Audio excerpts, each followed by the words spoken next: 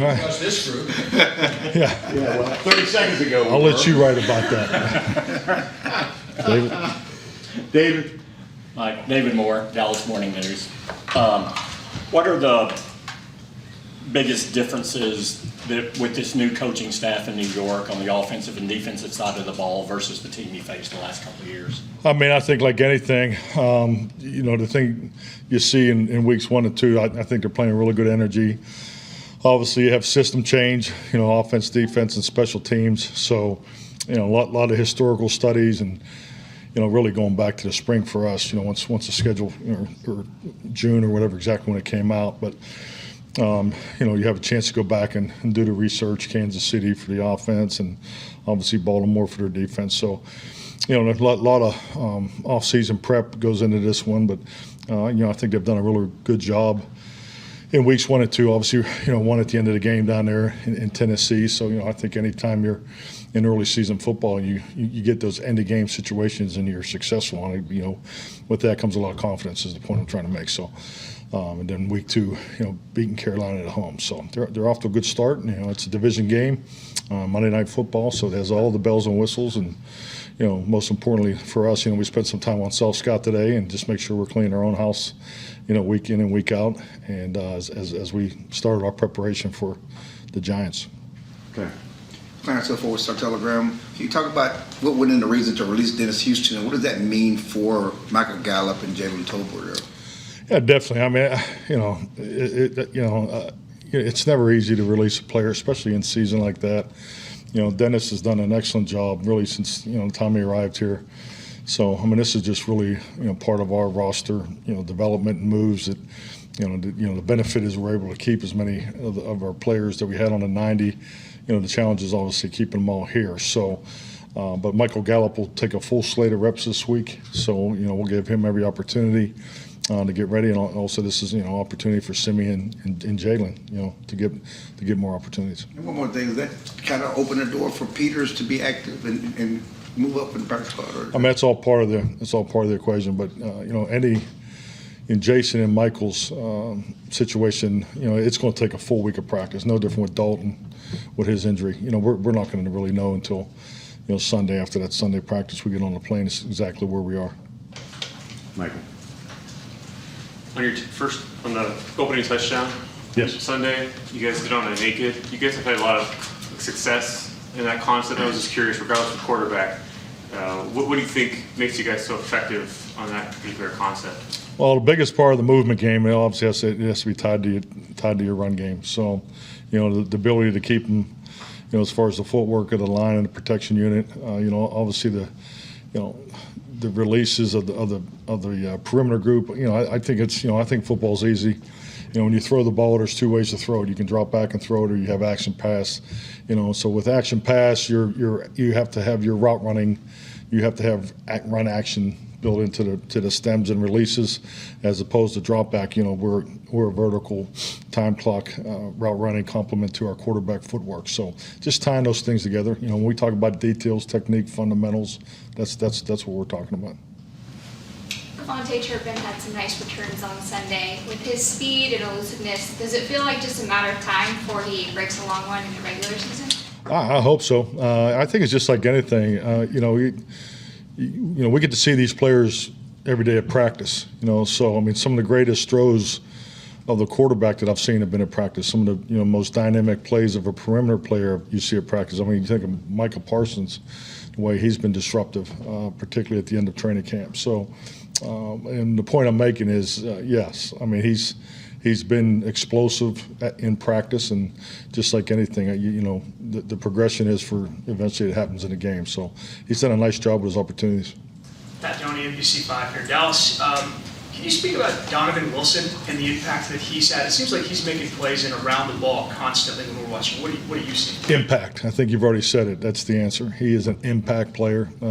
His temperament it never comes down one notch. He plays at such a high level of intensity, and his instinct, his awareness. It's just great. He's had an incredible offseason. He's fully healthy. But yeah, Donald's off to a great start these last 2 weeks. And And just building on that, the importance of safeties and what you guys are doing. I mean, how vital is that, the safety play, the versatility that comes into that on that side of the ball? I mean, very much so. I think just the fact that our safeties have been the green dot in weeks 1 and week 2 tell you what we feel about the position. So they're obviously very much engaged in everything we do as far as the getting in and out of different personnel groups. So yes, it's very, very important. Mike Archer with ESPN with Wink Martindale. Will you see more pressure looks this week than you've seen in the first couple? Is he like More? that? Well, You mean number-wise? yeah, Or types? maybe both. Well, his numbers aren't real high right now, but I mean, his history obviously is, you have to always account into the history of the coordinator. I mean, when you get to the end of the week, and Kellen and Dan both go through the process or sequencing, it's an exercise that you go through, and so you're really paying attention to a lot of those numbers, and and especially playing new coordinator on both sides of the ball early. You are taking into account their past experience, and frankly, it all really falls in the category of unscouted looks. So I mean, we're not expecting them to line up exactly how they did in week 1 and week 2. They played a lot of dime against Carolina. maybe it was because Christians. I mean, just you got to factor in all those types of things. So, but we haven't seen dime on first and second down. Not saying that you can't play us that way, but that's just all part of the preparation. And I think, frankly, having an extra day is helpful in this instance. Any update with McGovern and where he stands with the ankle? I'm going to try to do more this week. I know Monday he had a good workout with Britt, but they're going to try to do more this week to last week. So, Michael Gelkin, Dallas Morning News. Forgot the first time. Tyler Smith. What accountability? Good manners. I mean, Tyler Smith. What difference in his play did you see from week 1 to week 2? I'll just say more comfortable. I just think like anything, we knew it going in, and I think it's it's just so important for him as a young player to just keep playing. Not that we're making an excuse for it or it's okay. He's just going to continue to get better at the footwork, the tracking. Taking up the slack on second level blocks and things like that. So just, he plays with a lot of confidence, and as long as he keeps doing that, he's going to be just fine. So I think the biggest thing for week 1 and week 2, I thought he was more productive. I thought he did a better job of getting us, getting on people quicker and so forth. And because at the end of the day, when you're dealing with space, particularly as a young player, your footwork is so critical, and the balance and your core and all those things that are tied into staying on track and not getting beat on stunts and movements, which is normal. Both him and Matt have seen some movement, and we expect to see more of it this week. Mike Jory, Epstein, Yahoo Sports. When you look at what Yahoo Sports. I thought you were USA Today. I was, no, I'm not. Did you get traded, or is that? I mean, how's that? Okay. So is that what happens on Mondays and Tuesdays in your world, huh? Yeah. It's kind of cool. Yeah. Thank you. Congratulations. Thank you. Thank you. When you look at what Noah Brown did during the game and how it opened things up for C later in the game, how key is that to have other guys getting opportunities to open up for CD, and especially if Dalton's not here? Definitely. I mean, just on so many fronts. I think number one, the versatility you want to have, schematically challenging in game plan, but also two, I mean, Noah's earned that. I mean, he's in there doing all the run stuff, so the ability to benefit in the action game is really a product of his production over the years. Everybody was so excited for his first touchdown, but yeah, and once again, it's 17 games. I mean, you can't, I think the times of just lining up with a prominent X and a Z and a back are over. You got 5 perimeter positions, and they all have to produce. I mean, to beat the good defenses, especially the way defenses are playing in normal down and distance. I always referred to it as free offense in the past. You look for spots in their defensive scheme of where are they going to give you some things and things like that. So you got to be diverse, with the first and second down, and more so than ever in this league. So all the things play into Noah's opportunity.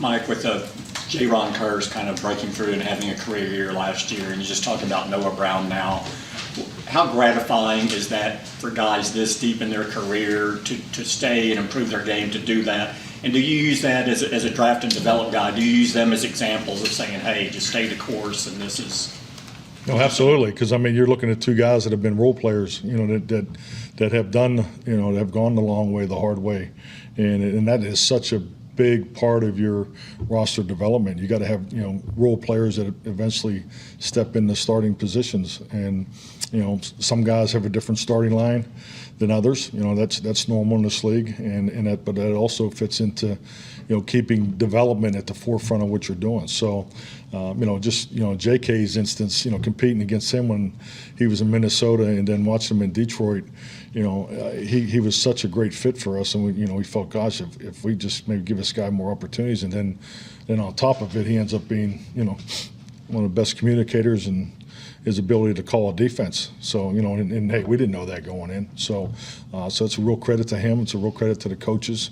And I think it's just a part of how we operate here. I mean, you got to give the personnel department, we're doing a good job identifying people, but at the end of the day, it's fitting the mode of development and opportunity, and, just not trying to line up and play with 11 guys, each week. So I think that's all part of our program, all part of our process.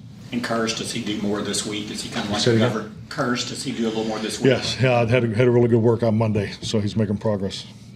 Mike, there's been a lot made about Cooper Rush being around and knowing the offense and knowing because he's been around here so much, but he's only started 2 games. So I'm curious how much the game plan was limited last week for him and how much it might change going forward. Like, did you guys limit what you were able to do with him, or was it wide open last week? No, I wouldn't say we're playing wide open, and it's not because of Cooper. I mean, we have other things going on. I mean, we got some young players at the left guard and left tackle position, so we're conscientious of that. We'll continue to grow as they grow. I think that's common sense. And Cooper doesn't put any restrictions on what we want to do offensively. So he's capable of running the whole menu. Did he change the play on that 4th and 2, the early conversion? I'll tell you, man, I'd love to answer that, but that's a scheme question. We can't get into that here, right, Todd? Yeah, sure. With Cooper, in 2020, you guys released him. Was it simply a numbers as you looked at it with Andy, and then you drafted Ben?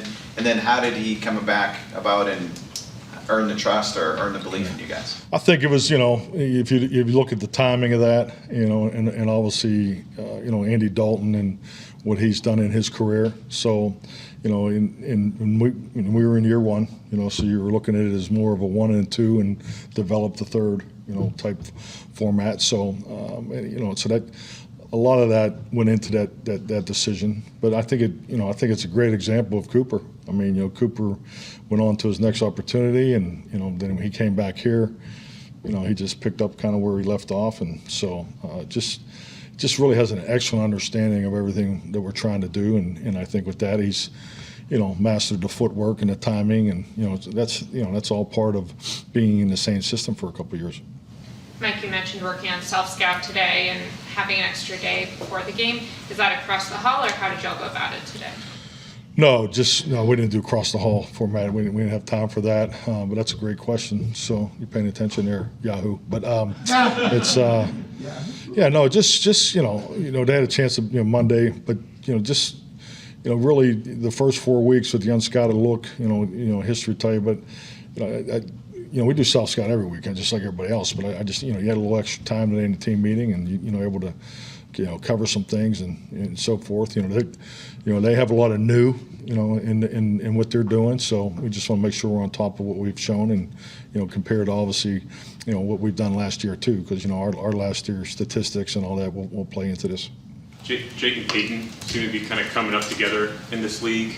How do you like that dynamic of 2 young players coming in at the same time and being able to grow together? I mean, it's really cool. Number one, and I think they both feed off each other. There's a strong connection there. You can see it right away. I think Linda's done an incredible job with those guys, and that tight end group, that's a tight group. Dalton's an incredible leader. Sean's, another excellent prospect that's continued to grow each and every year. So I really like the dynamics of that group. But yeah, Peyton and Jake, and they complement each other. On one's strengths versus the other one's role and opportunities. So that's a really good pair, and they both play with a high level of tenacity for young players. So it's been great getting two of those guys in the same drafts because I think it's going to be really cool to watch those two grow together. Mike, Haley Sutton, DallasCowboys.com. The recurring theme about Cooper Rush in both just his demeanor and his personality is his confidence.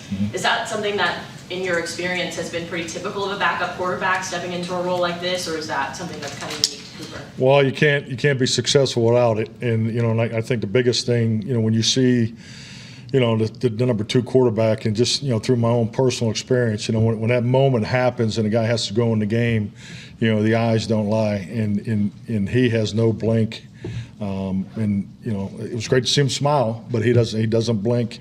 He's very consistent. So, yeah, he has a tremendously high level of confidence in himself and in the offense and Kellen and the whole operation. So, and he obviously has a connection with his teammates. So it's definitely something you look for in your number 2. Brad Sham, Cowboys Radio. You mentioned the young left side of the offensive line. How's Farniak done in a game and 3 quarters? He improved from week 1 to week 2. Had a really had a tough matchup. He's going to have another tough one this week too. So. But yeah, I was very pleased with Matt.